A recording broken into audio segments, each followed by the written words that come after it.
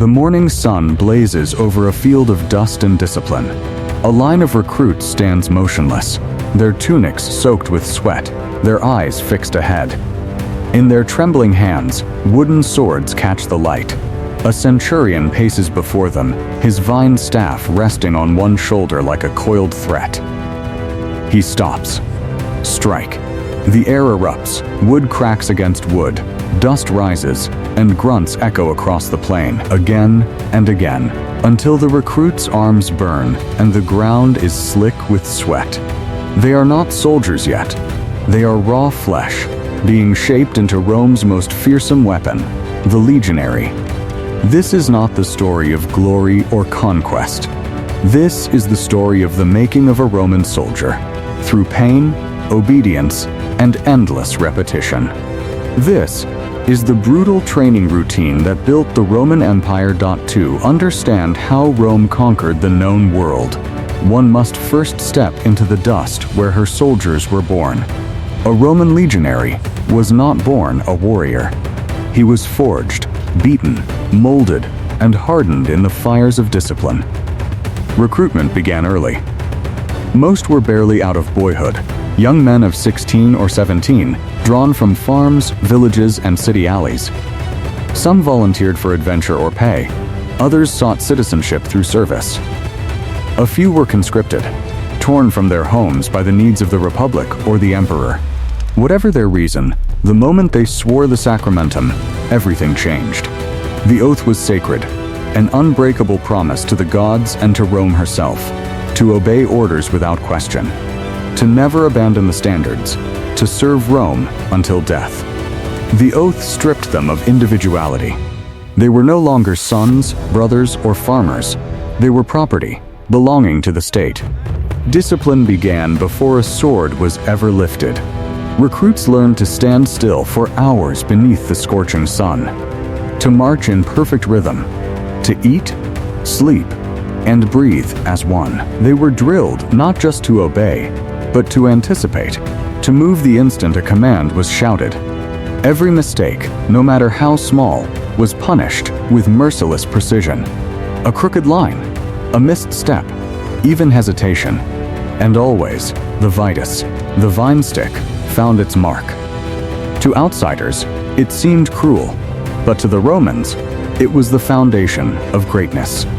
For they believed the true battlefield was not the field of war, it was within the mind. If a soldier could conquer himself, his fear, his laziness, his doubt, he could conquer any enemy. Each morning began before dawn, the camp still shrouded in mist. The recruits would rise to the sound of the cornu, the war horn, echoing across the plain. Tunic straight, belt tight, sword clean, boots polished. The inspection was a ritual, unforgiving and absolute. A dull blade or loose strap could mean lashes. A missed buckle could mean a day of extra drill. Because to the Romans, if a man could not care for his gear, he could not be trusted with Rome's survival. They learned quickly. By the time the sun rose over the training field, they were no longer boys. They were clay, ready to be shaped. After the will was broken, the body was rebuilt.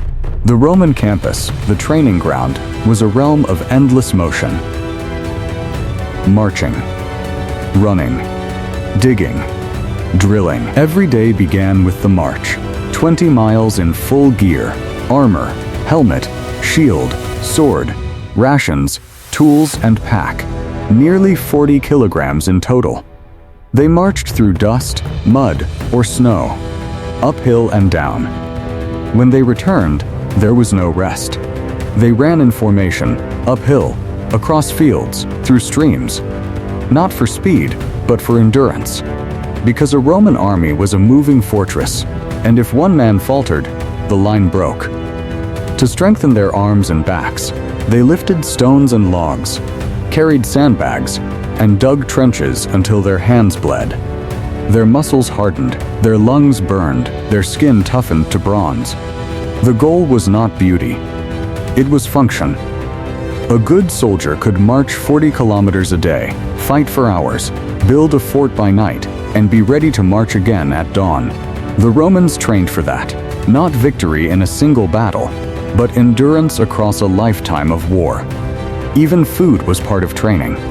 A soldier's diet was simple: frumentum, a grain ration turned into porridge or bread, a splash of vinegar in water to purify it, a few figs or a piece of salted meat on rare occasions. No feasts, no indulgence. They learned to survive on less because war offered no comfort, and sleep, when granted, was short and often interrupted. They slept on bare ground, wrapped in cloaks, their weapons beside them. A soldier's rest was a soldier's responsibility. Pain was not an enemy. It was an instructor. Every blister, every bruise, every scar whispered the same lesson: the body obeys the will. Rome's enemies, Celts, Parthians, Germans, fought with passion and ferocity. But passion faded. Discipline endured. No part of training was more sacred or more dreaded than the sword drill. Every recruit began not with a real weapon, but with a rudis, a wooden sword, twice the weight of a true gladius. Under the centurion's gaze, they faced the pila, wooden posts shaped like men. They practiced thrust after thrust until their arms went numb. Slashing was forbidden. A slashing wound might maim, but a thrust killed. The gladius, short and deadly, was designed for the tight crush of formation. One quick step forward, one stab, one kill. The Romans called it the ars pugnandi, the art of fighting, but there was nothing artistic about it. It was efficient, clinical, mechanical. They drilled until instinct replaced thought, until the hand moved before the brain. A Roman soldier did not fight, he executed. Each motion timed with the man beside him, as if the entire formation breathed in unison. Even the shields, the great scutum, were trained with heavier versions, so that in real battle, the weight felt almost light. The training fields echoed with the rhythm of wood on wood, the grunts of effort, and the snapping crack of the vine stick when someone faltered. Hours turned to days, days into months, until the sword became part of the man, an extension of will. By the end of their training, the recruits were transformed. Their bodies knew nothing but precision. Their minds knew only obedience. In battle, they would strike as one, an unstoppable wave of steel and discipline. Rome's greatest weapon wasn't the sword or shield. It was unity. The legion was more than an army. It was a living organism, and its heartbeat was the formation. Every day, soldiers drilled in maneuvers, advancing, wheeling, locking shields, forming ranks. Every command had to be obeyed instantly. Among the most famous was the testudo, the tortoise. At a shout, the front ranks raised their shields forward, the rear ranks overhead. Arrows, javelins, stones, all bounced harmlessly off the wall of bronze and wood. It looked invincible, but it took hours, even weeks of painful repetition to perfect. In training, they practiced under real missile fire, blunted arrows whistling through the air. If a man flinched or broke formation, punishment was immediate. Fear was replaced by trust. Trust in the man beside you. Trust in the shield above you. Trust in the voice of command. That trust was the true strength of the legion. Other armies fought as mobs driven by rage. The Romans fought as a single mind. And when that machine advanced, steady, unstoppable, it didn't just crush armies. It crushed the will to resist. Roman discipline was the strictest in the ancient world, and it was enforced with terror. Every soldier knew that failure had a price. Disobedience, theft, cowardice, negligence. Each carried punishment swift and brutal. Flogging was common, delivered with iron-tipped whips until the flesh tore. For greater offenses, the penalty was death.